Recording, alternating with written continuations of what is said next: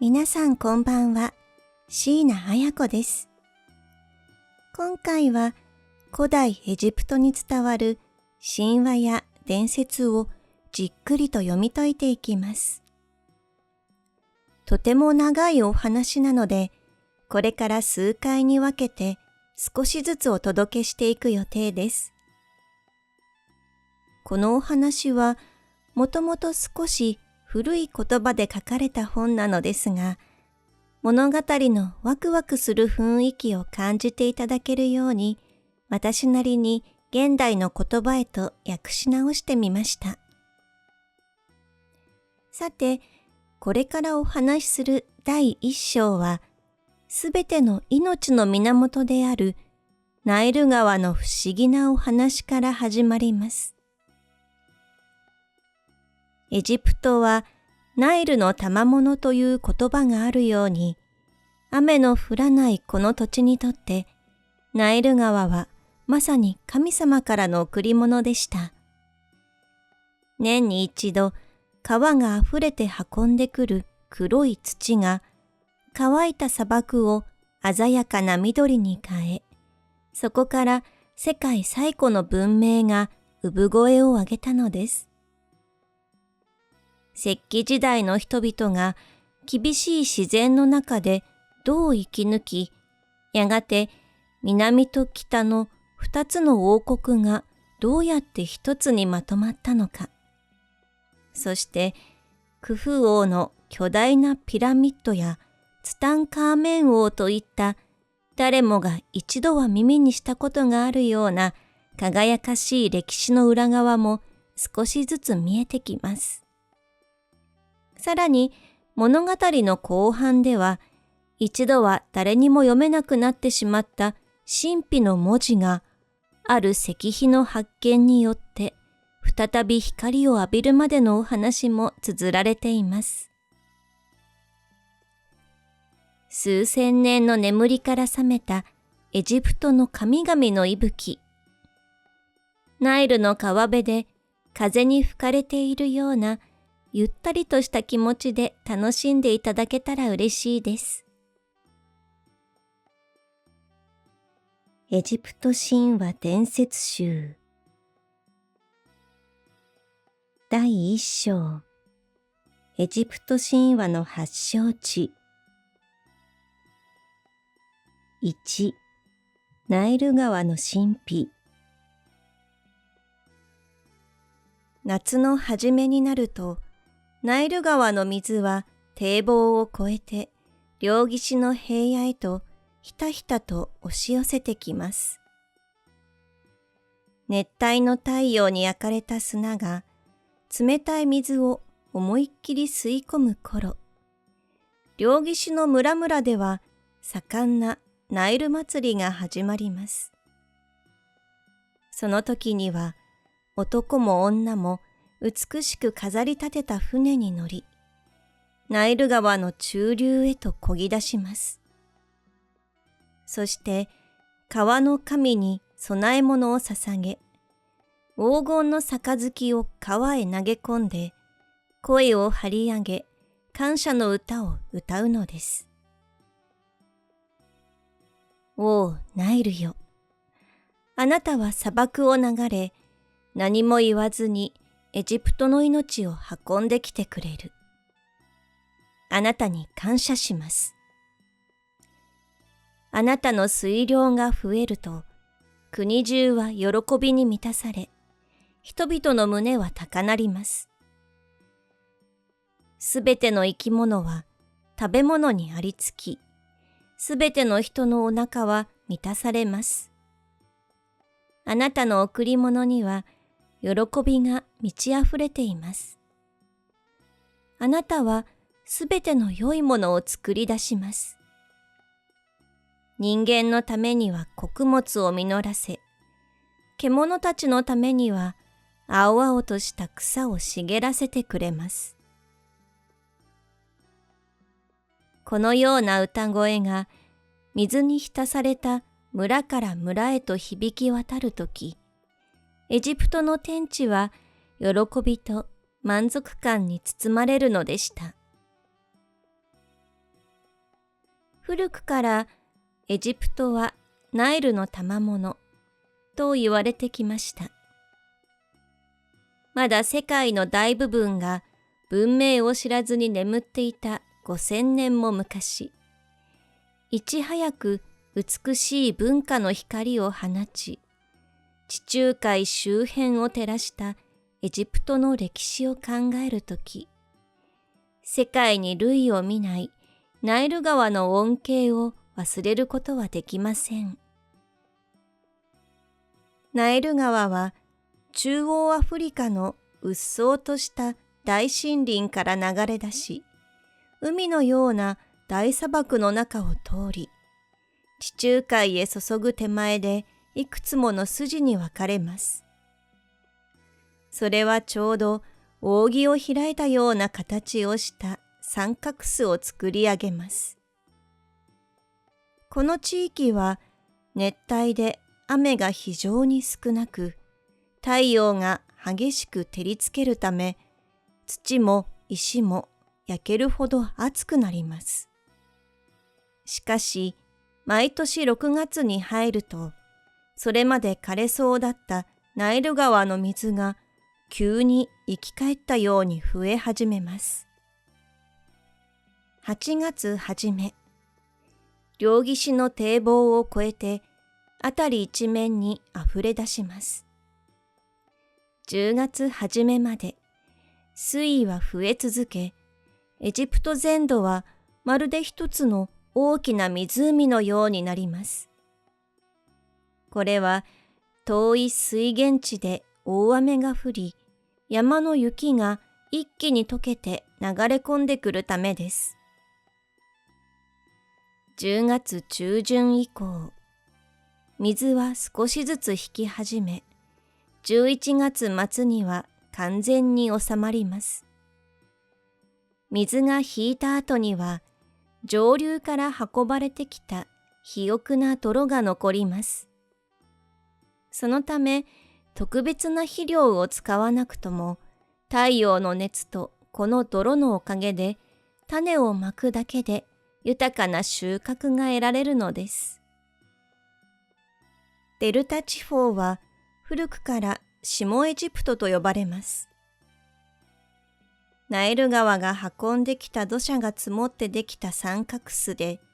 地中海に面した部分は幅が約 250km あります。そこから上流の頂点まで約 160km にわたって広がっています。地形はロセッタとダミエッタという2つの大きな流れをはじめ、数多くの支流や運河が網の目のように流れています。周囲の環境は、デルタの西側はリビア砂漠で、オアシスが点在するものの、基本的には草の生えない砂原です。東側は沼地やシナイ半島の砂漠へと続いています。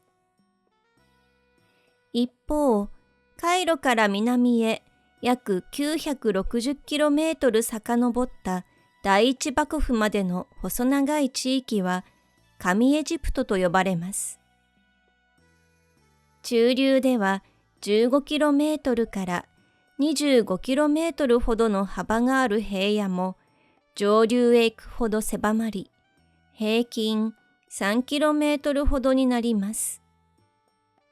この地域は一年中ほとんど雨が降らず、砂漠の熱風が吹き荒れます。両岸には高さ300メートルから450メートルに達する灰色の岩山が連なり、まさに山の骨がむき出しになったような光景です。しかし、この荒涼とした灰色の世界の中に、ナイル川が太古の昔から運んできた黒い土が積み重なり、驚くほど鮮やかな緑色の野原が出現したのです。ナイル川の流域、約26000平方キロメートルの肥えた土地こそが世界文明が育った恵まれた国土でした。ナイルの流れがエジプトの命であることは今も昔も変わりません。雨の降らないこの場所では、ナイル川の氾濫が届かない場所にはどんな植物も育たないからです。氾濫の重要性は、水の高さは上流で約8メートル、下流で約7メートルに達します。この水量のわずかな違いが畑の面積を大きく左右します。古代の人々は運河を掘ってできるだけ遠くまで水を引こうと懸命に努力しました。しかし人間にできるのはそこまでです。ナイル川の水の高さを人間の力で1センチでも高くしたり低くしたりすることは不可能です。だからこそ古代エジプトの人々は毎年繰り返されるこの氾濫を目に見えない神の力だと信じ、命の源であるナイル川に心からの感謝を捧げたのです。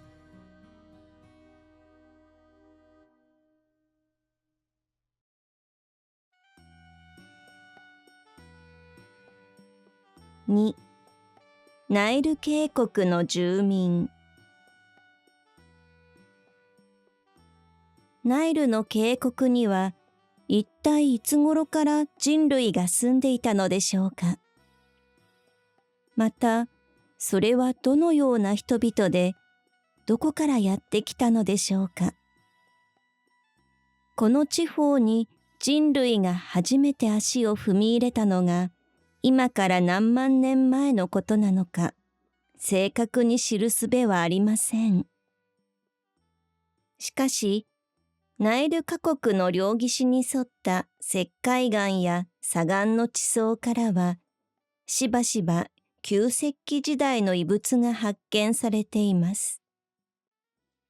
このことから、上エジプト地方には、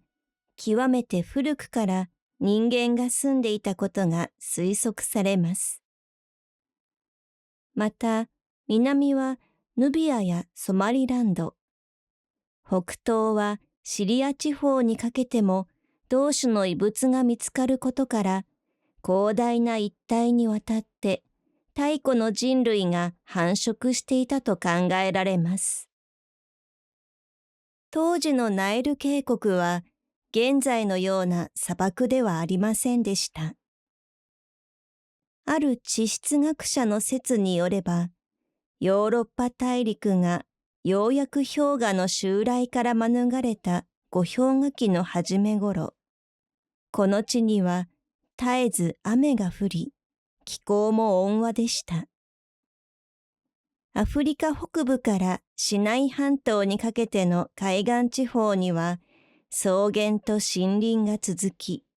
ナイル河谷と紅海の間も密林に覆われ、雨水は急流となって河床へと流れ落ちていたのです。渓谷の底は河水の氾濫によって積み重なった泥土が至るところに沼地を作り、その周囲には灌木が生い茂る見通しのきかない藪となっていました。人々はわずかに両岸の乾いた場所に住み、鹿などの野獣を捕らえて食料としていました。沼地にはカバやワニが群れ、周囲には猛毒を持つサソリや恐ろしい毒蛇などがはびこっていました。それでも人類はこれらの強敵と戦いながら繁殖を続け、単なる獣の境遇から徐々に他の動物を支配する地位へと上り詰めていったのです。直立して歩くことで他の動物から分かれて以来、長い年月の間に人類は手を使って道具を操ることを覚えました。火打ち石を描いて道具を作り、火を起こす方法を学び、火を使って食料を調理することも知りました。ナイル渓谷の人々もこのような順序をたどって文明への道を歩んでいったのでしょう。地質時代の末期、ヨーロッパとアフリカの両大陸はまだ完全に切り離されておらず、イタリア半島は両大陸を連結する陸橋のような形をしていました。当時、地中海の東半分は巨大な湖であり、エーゲ海はまだ陸地でした。ギリシャの南端はクレタ島まで伸び、アフリカの騎士と向き合っていたのです。アフリカ北岸で生活していた原人たちは、野獣の後を追ってこの陸橋を渡り、ヨーロッパへと入っていきました。フランスやスペインの洞窟に遺跡を残すヨーロッパ太古の住民は、このようにしてアフリカ北部から地中海沿岸へと広がった地中海民族であると推定されています。最初にナイルの谷に足を踏み入れたのも、この民族の一派であったと考えられます。紀元前8000年頃になると、彼らは新石器時代へと入ります。この時代の住民が前代の人々の子孫なのか、あるいは新しく入ってきた別の人種なのかは不明ですが、彼らはそれまでの高台から洪水の後に残された沼地の淵へと降りてきました。そして湿地に穀物の種をまき、収穫を貯蔵して食料の不足に備えるようになったのです。当時のナイル盆地には、ナツメヤシやイチジク、アカシアの大樹が影を落とし、川辺には紙の原料となるパピルスやアシが隙間もなく茂っていました。春にはイチハツ、ヤグルマギク、アネモネなどの花々が咲き乱れ、デルタ地方の水面には美しいハスが姿を現していました。しかし、6月を過ぎてナイルの水が高まると、エジプトの短い春は終わります。赤く濁った水が平野を浸す頃には、すべての植物はすでに実を結んでいたのです。典型に富んだナイル渓谷には、早くからさまざまな人種が入り込みました。南からはハム系の民族が川を下り、東からはセム系のアジア民族がスエズ地境を越えてやってきました。彼らはデルタ地方で出会い、やがてナイルを遡って渓谷の中へと進んでいきました。農業の知識がもたらされると、人々の生活は劇的に変化しました。獲物が取れるかどうかに怯える狩猟生活の不安は消え、一定の土地で安心して暮らせるようになりました。争いは減り、人口は急速に増えていきました。人々は牛やヤギを飼い、番犬として犬を、荷物運びのためにロバを飼育しました。農業の傍らで狩りを行い、特にダチョウの羽毛や卵は珍重されました。工芸も飛躍的に進歩しました。石器の技術は世界に類を見ないほど精巧になり、足を編んで籠を作り、布を織って衣服を仕立てました。中でも特筆すべきは土器の発明です。形のない泥をこねて自由な形を作るという創造の喜びを知ったことは、人類の文化における大きな跳躍でした。人々は夏目ヤシの木陰に足を組み、泥を塗った家を建てて住みました。洪水の時期、村々は島のように水面に浮かびましたが、人々は足の小舟で村々の間を行き来しました。また、村同士をつなぐために長い土手を築きました。後にピラミッドを建てることになるエジプト人の土木建築の技術は、この時代にすでに芽生えていたのです。また、砂漠には墓地が作られました。当初は手足を折り曲げた姿勢で埋葬していましたが、やがて木製の棺に入れ、レンガの墓室に安置するようになります。これは後のミイラ作りの先駆けとも言えるものでした。墓からは象牙の彫刻や、顔に緑色の化粧をするための石板、そしてトルコ石や金、銀、さらには稀に鉄のアクセサリーも見つかっています。これらの贅沢品はシナイ半島や紅海、遠くキプロスなどから輸入されたものであり、古代エジプトが広い世界と交流していたことを物語っています。人口が増え、耕地が広がるにつれ、複雑な灌漑システムを管理するための強い権力が必要になりました。こうして紀元前4000年頃、エジプトには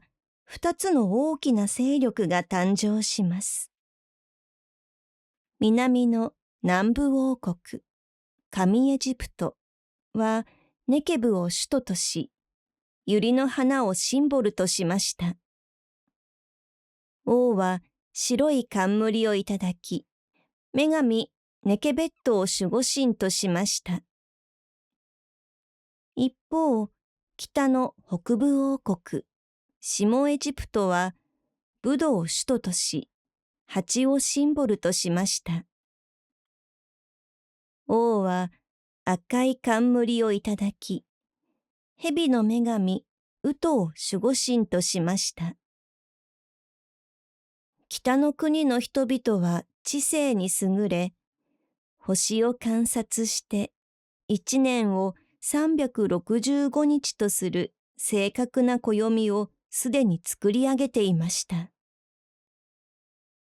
二つの王国はしばらく対立していましたが、ついに南からメナ、ナルメルという偉大な王が現れます。彼は武力と知略を駆使して南北のエジプトを一つにまとめ上げ、北のチュニスに都を置いて第一王朝を築きました。これ以降、エジプトの王の称号には百合と蜂が組み合わされた絵文字が使われ、王は南の白い冠と北の赤い冠を重ね合わせた二重冠をいただくようになりました。ナイルの豊かな恵みと人々の知恵が結びついたとき、数千年にわたる輝かしい古代エジプト文明の歴史がついにその幕を開けたのです。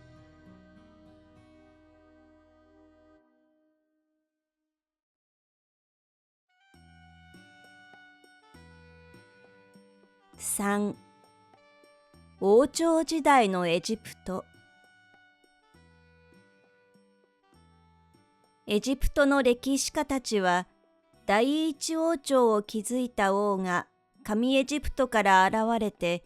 全国を統一した時を境目として、それ以前を先王朝時代、それ以後を王朝時代と呼んでいます。エジプトの歴史に関する最も古い記録は、紀元前3世紀の司祭マネトが書いたものです。彼の書いた本そのものは失われてしまいましたが、ローマ時代の本の中にその引用や要約が残っています。最近の研究では、年代の誤りなども指摘されていますが、エジプトの伝承に基づいた重要な資料として重んじられています。彼はエジプトの歴史を30の王朝に分けましたが、この分類は今でも便利なものとして使われています。第一王朝から第六王朝までの約1000年間は古王朝時代と呼ばれます。メンフィスを都とし、現在のソマリアやスーダン方面、シナイ半島まで勢力を広げ、エーゲ海の島々とも貿易を行いました。この時代の象徴がギザの大ピラミッドです。クフ王のピラミッド。高さは約146メートルで、約230万個もの石材を積み上げて作られました。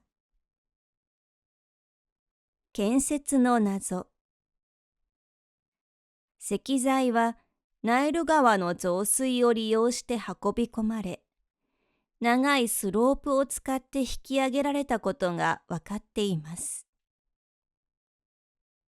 労働力。ギリシャの歴史家ヘロドトスによれば、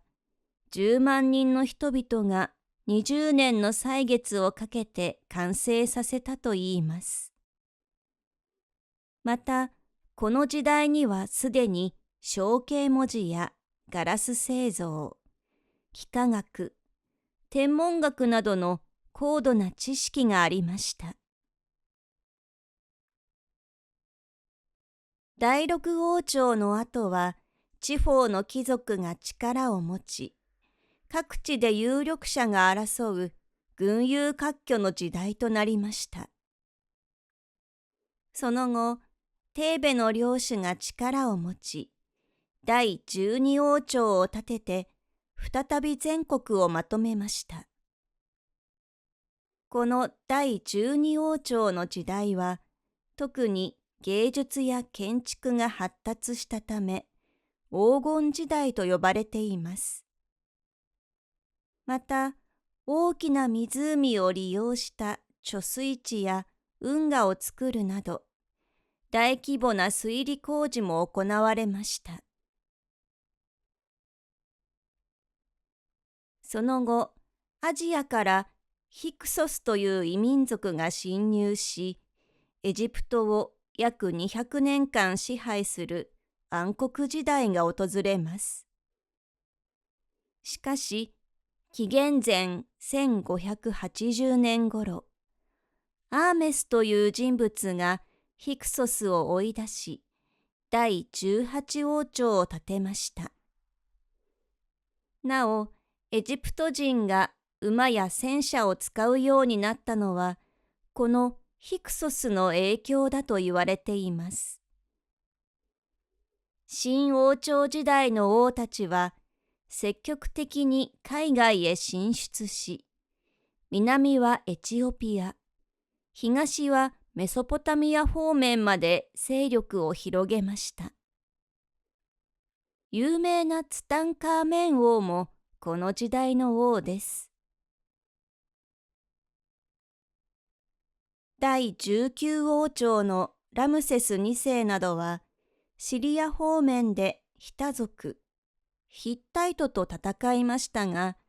決着がつかずに和睦を結びました。その後、エジプトの国力は衰え、国内の争いや外国、エチオピア、アッシリア、リビアなどからの侵略が相次ぐようになります。紀元前525年には、ついにペルシャに征服され、エジプトは独立を失ってしまいました。エジプトの年代をどう計算するかについては、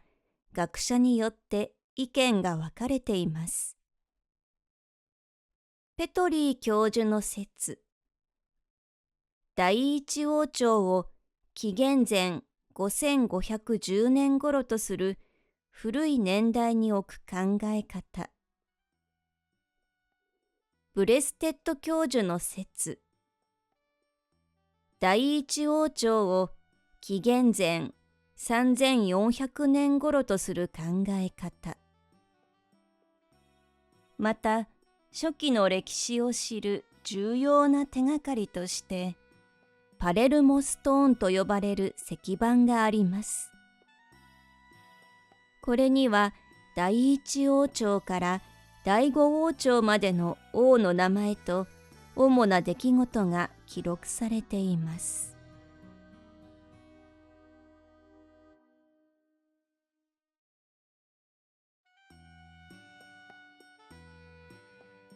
4. エジプト神話の源泉。エジプトの文字は遠い昔、先王朝時代にナイル川の両岸にあった各部落の紋章から始まりました。第一王朝の時代に入ると、この文字を石に刻んだ記念碑が残されるようになり、次第に音を表す文字へと発展していきます。神殿の記録やパピルスの巻物に記されたこれらの文書は、紀元4世紀頃まで使い続けられていました。エジプト神話を知るための最も古い手がかりは、ピラミッド時代の諸王のピラミッドや、その周囲にあるマスタバと呼ばれるお墓の壁に刻まれた宗教的な絵画や経文、呪文などに見ることができます。これらの呪文は、後に死者の書としてまとめられました。これは死後の世界で審判を受ける者にとって欠かせない聖典であり、棺や墓室の壁、あるいはパピルスの巻物に記して死者と共に納めるのが当時の習慣でした。中王朝の時代になると、ナイル川沿いの断崖を掘って作られた貴族の墓からも興味深い資料が見つかるようになります。そこには当時の人々が愛した民話や童話がパピルスの巻物に記されており、中にはアラビアンナイトを思わせるような航海者の冒険や魔法使いの不思議な物語も含まれていました。しかし、エジプト王朝の栄華が去り、文明が踏みにじられると、かつての象形文字は次第に使われなくなっていきました。紀元4世紀を過ぎる頃には、誰も読み解くことのできない神秘の文字として忘れ去られ、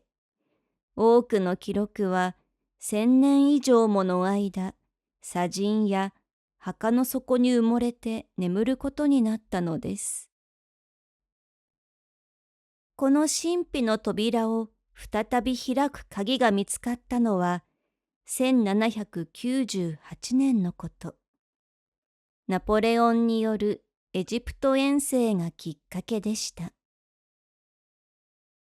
フランスの学術調査隊がロゼッタという場所で3種類の文字が刻まれた大きな石碑、ロゼッタストーンを発見したのです。1821年、熱心な研究者であったシャンポリオンがこの石碑を粘り強く比較研究した結果、ついにエジプトの文字を読み解く重要な鍵を握りました。彼は自らエジプトへ渡って多くの文字を書き写し、文法書や辞書の編纂に打ち込みました。シャンポリオンの努力によってエジプト学の基礎が築かれると、それまで霧に包まれていたナイルの渓谷に光が差し込み始めました。各地の遺跡から発掘された絵画や彫刻、パピルスの文書は数千年の眠りから目覚めて、再び明るい太陽のもとにさらされることになったのです。こうして多くの記録が各国の言葉に翻訳され、私たちはこの神秘の国で生まれた豊かな神話や伝説を今こうして知ることができるようになったのです。